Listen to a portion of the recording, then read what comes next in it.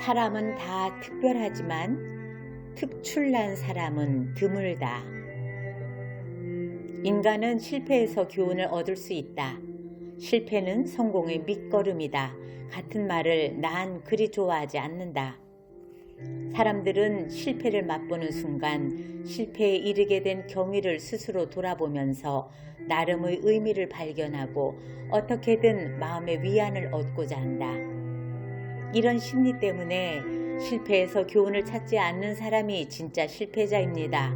따위의 그럴듯한 경고가 생겨난 것인지도 모른다. 실패가 정말 삶의 교훈으로 작용하는지 여부와는 상관없이 말이다. 물론 실패를 대하는 태도는 저마다 다를 수밖에 없다. 소위 실패 전문가를 자처하면서 자신이 겪은 실패를 무용담처럼 떠벌리는 사람이 있는가 하면 작은 실패에 걸려 넘어질 때마다 마음을 잔뜩 웅크리거나 한두 번의 실패를 피할 수 없는 슬럼프로 받아들이는 이도 있다.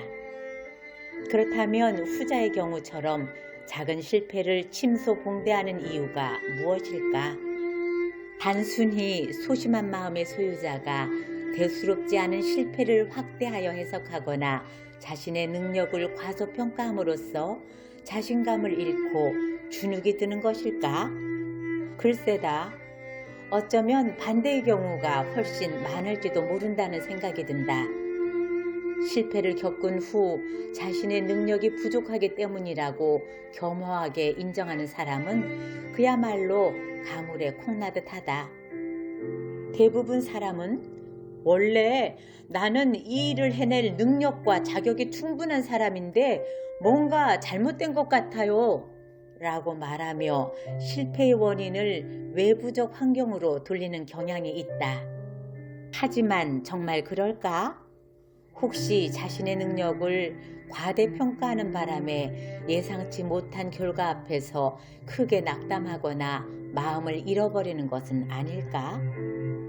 개인을 의미하는 영어 단어 individual엔 어원적으로 더는 나눌 수 없는 어떤 것이라는 뜻이 깃들어져 있다. 우리는 모두 실존적 단독자로서 개별적 의미와 가치를 지니는 특별한 존재임이 틀림없다. 다만 능력과 재능의 측면에선 그렇지 않을 수도 있다. 자신이 속한 분야에서 특출난 능력을 발휘하는 사람은 극히 일부에 불과하다.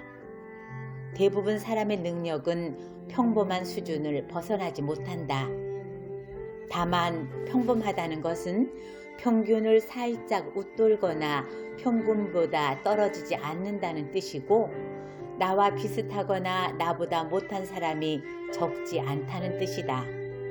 낙담할 일이 아니다. 어떤 면에서 인생은 내가 그리 특출난 존재가 아니라는 사실을 틈틈이 깨닫는 과정이 아닐까 싶다.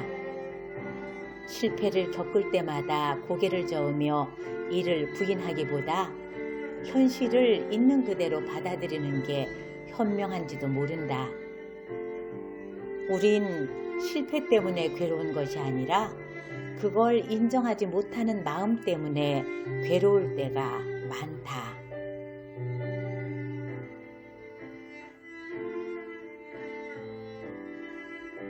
악플 속에는 사실 아무것도 없다. 사람들은 남의 일에 관심이 없어요. 그러니 대담하게 행동하세요.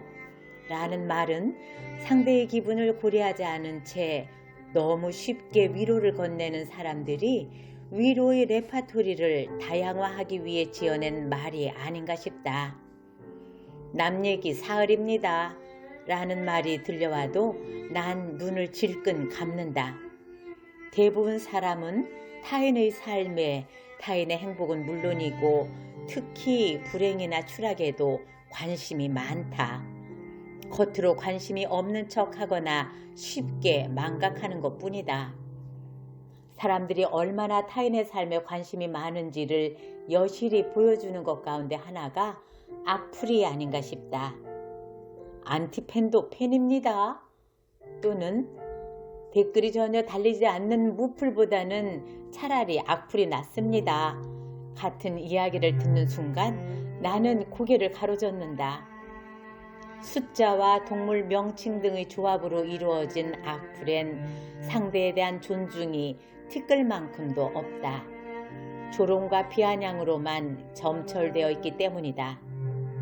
신인 작가 시절엔 나에 대한 악플을 발견하면 왜 하필 내 계정에 찾아와서 이런 욕을 남기는 거야? 왜 내 삶에 관심을 두는 거지? 라는 생각에 지인들과 이를 상의하기도 했다. 뭐랄까, 도마 위에 올려진 생선 같은 기분이 들었다고나 할까? 하지만 언제부터인가 난 악플이 달리든 말든 그다지 신경을 쓰지 않는다. 비방과 조롱이라는 껍질로 쌓여있는 악플 속에 실은 아무것도 없다는 것을 깨달았기 때문이다. 달리 표현하면 악플의 안쪽에는 무밖에 없다. 갑골문에서 없을 무는 양손에 깃털을 쥐고 춤을 추는 사람으로 그려져 있다. 지나치게 화려한 춤은 아무것도 없는 것을 감추려는 의도에서 비롯되는 것인지 모른다. 악플도 마찬가지. 요란한 악플일수록 그 속은 공학이 짝이 없다. 악플의 외피를 벗고 안쪽을 들여다보면 분노와 불안, 집착, 쓸쓸함 같은 덧없고 허망한 몸부림만 드러날 뿐이다. 주변에 악성 댓글 때문에 고충을 토로하는 이들이 적지 않다. 난 그들을 만날 때마다 이야기해준다. 악플은 잘못 배송된 소포 같은 것인지 모른다고. 굳이 포장을 뜯어서 확인할 이유가 없다고. 수치를 거부하면 그뿐이라고. 그 속에는 아무것도 없을 거라고.